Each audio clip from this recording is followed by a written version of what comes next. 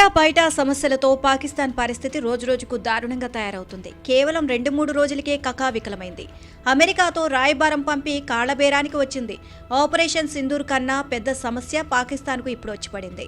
పాక్కు పక్కలో బళ్లెంలా తయారైంది బలూచిస్తాన్ వివాదం. ఇండియా పాకిస్తాన్ మధ్య ఉద్రిక్తతల సమయంలో ఇదే మంచి అదునుగా బలూచిస్తాన్ లిబరేషన్ ఆర్మీ కూడా రెచ్చిపోయింది.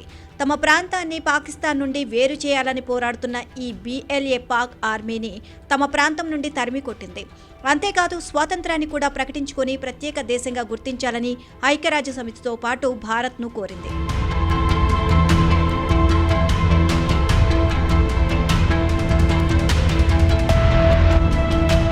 పాకిస్తాన్ 4 రాష్ట్రాలు ఉన్న దేశం.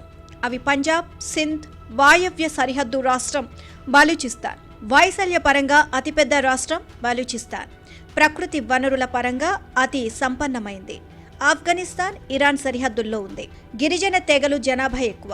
దాదాపు 1,80,00,000 జనాభా, విస్తీర్ణం 3,47,000 చదరపు కిలోమీటర్లు. ఖనిజాల పరంగా పాక్లోనే సుసంపన్నమైన ఈ ప్రాంతం అభివృద్ధిలో మాత్రం అత్యంత వెనుకబడిపోయింది. ఇక్కడి వనరులను దోచుకుంటున్న మిలిటరీ జనరల్స్, పాక్ పాలకులు ఈ ప్రాంత ప్రజలను పట్టించుకోవడం లేదు. దీంతో ఇక్కడి ప్రజల్లో తిరుగుబాటు మొదలైంది. గత కొన్ని దశాబ్దాలుగా ఇది స్వాతంత్ర పోరాటానికి, విప్లవాలకు కేంద్రంగా మారింది. బలూచ్ జాతీయవాద గ్రూపులు పాకిస్తాన్కు వ్యతిరేకంగా పెద్ద ఎత్తున ఉద్యమాలు చేపడుతూ వస్తున్నారు. తమకు అటానమీ, పాక్ దయాదాక్షిణ్యాలు అవసరం లేదని, ప్రత్యేక దేశమే కావాలి అంటున్నారు. ప్రత్యేక దేశ ఉద్యమాన్ని పాక్ సైనిక చర్యతో అణచివేయడంతో ఇది ప్రత్యక్ష పోరాటానికి దారితీసింది. ఈ క్రమంలోనే 2000లో బలూచ్ లిబరేషన్ ఆర్మీ ఏర్పాటైంది. గత 25 ఏళ్లుగా ఇది బలూచ్ విముక్తి కోసం పోరాడుతుంది. 1947లో భారత విభజన తర్వాత పాకిస్తాన్ ఏర్పడింది. ఆ సమయంలో బలూచిస్తాన్ స్వాతంత్ర రాజ్యంగా ఉండేది. ఖాన్ అనే రాజు పాలించేవారు. పాక్లో విలీనానికి ఖాన్ నిరాకరించారు. కానీ 1948లో పాకిస్తాన్ సైనిక చర్యతో బలూచిస్తాన్ను ఆక్రమించింది. బలూచ్ లిబరేషన్ ఆర్మీ దృష్టిలో ఇది బలవంతపు ఆక్రమణ. ఆ తర్వాత 1948, 1958, 1962, 1973లో బలూచిస్తాన్లో ఉన్నత స్థాయి తిరుగుబాట్లు జరిగాయి. ప్రస్తుతం 2004 నుండి కొనసాగుతున్న బలూచ్ తిరుగుబాటు మరింత తీవ్ర రూపం దాల్చింది. ఈ తిరుగుబాట్లకు ప్రధాన కారణాలు బలూచిస్తాన్లో ఉత్పత్తి అవుతున్న వనరులపై స్థానికులకు అధికారం లేకపోవడం, అభివృద్ధికి దూరంగా ఉంచడం, పాకిస్తాన్ సైనిక దళాల కఠినమైన చర్యలు, స్థానిక బలూచ్ జాతి సంస్కృతి, భాషను అణిచివేయడం.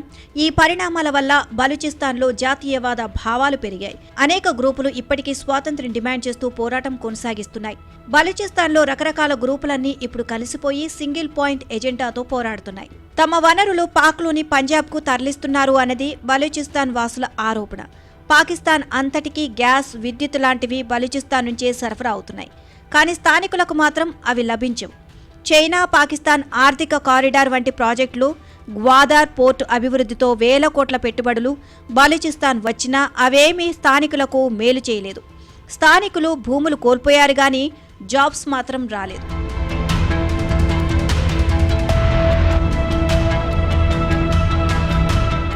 బలూచిస్తాన్లో పెద్ద ఎత్తున మానవ హక్కుల ఉల్లంఘన జరుగుతోంది.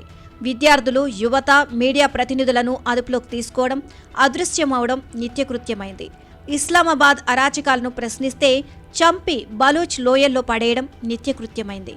ఈ కిల్ అండ్ డంప్ విధానంపై human rights watch, Amnesty international లాంటి సంస్థలు ఈ కిల్ అండ్ డంప్ విధానంపై ఆందోళన వ్యక్తం చేశాయంటే పాక్ సైన్యం అరాచకాలను అర్థం చేసుకోవచ్చు. పాక్ పాలకుల అరాచకాలను తట్టుకోలేక బలూచిస్తాన్ ఉద్యమకారులు తమ ప్రాంతాన్ని స్వతంత్ర దేశంగా ప్రకటించుకున్నారు. రాజధాని క్వెటాలో జెండా ఎగురవేశారు. పాక్ నుంచి విడిపోయినట్లు ప్రకటించుకున్నారు. తమను గుర్తించాలని ఐక్యరాజ్య సమితి భారత్కు లేఖలు రాశారు. ఢిల్లీలో స్థలమిస్తే రాయబార కార్యాలయం నిర్మిస్తామని చెప్పుకున్నారు. ఇది పాకిస్తాన్కు కోలుకోలేని దెబ్బే. ఎందుకంటే పాకిస్తాన్ విస్తీర్ణంలో బలూచిస్తాన్ 45% ఉంది. జనాభా కేవలం 6%. European union, Bharat, China, America లాంటి దేశాలు పూర్తిస్థాయి మద్దతు ప్రకటిస్తే తప్ప బలూచిస్తాన్ మనుగడ సాగించలేదు. ఇప్పటి వరకు బలూచిస్తాన్ ప్రత్యేక దేశంగా ఏర్పడడానికి పొరుగు దేశాలు బహిరంగంగా మద్దతివ్వలేదు. చైనా వంటి కొన్ని దేశాలు పాకిస్తాన్తో మంచి సంబంధాలు కలిగి ఉన్నాయి. భారతదేశం కూడా బలూచిస్తాన్కు పొరుగు దేశం కాదు.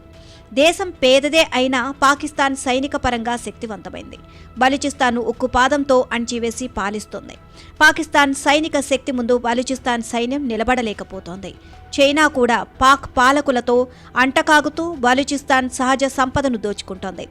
బలూచ్ ప్రజలు తిరుగుబాటుకు భారత్ లోపాయికారిగా మద్దతిస్తుంది తప్ప బహిరంగ ప్రకటన చేయలేకపోతోంది.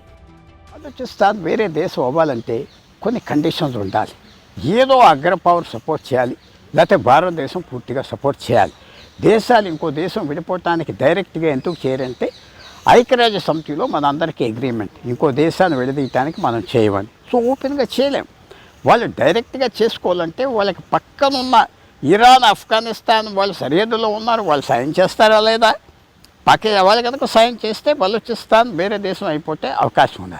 ప్రస్తుతం ఇరాన్, ఆఫ్ఘనిస్తాన్ వాళ్ళు సైలెంట్గా ఉన్నారు, ప్రో పాకిస్తాన్గా ఉన్నారు.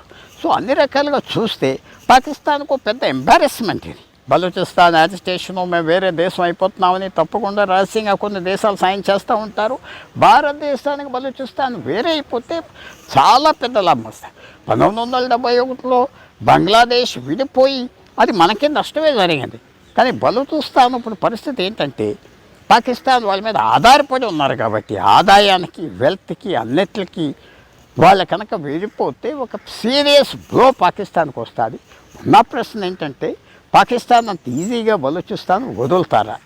బలూచిస్తాన్ విడిపోవడం అంటే పాక్ నిట్ట నిలువునా చీలినట్లే. దీనివల్ల భారత్ బాగా లాభపడుతుంది. పాక్కు శత్రుదేశంగా బలూచ్ మారితే భారత్పై దృష్టి పెట్టలేదు. పాక్ మరింత పేద దేశంగా మారుతుంది.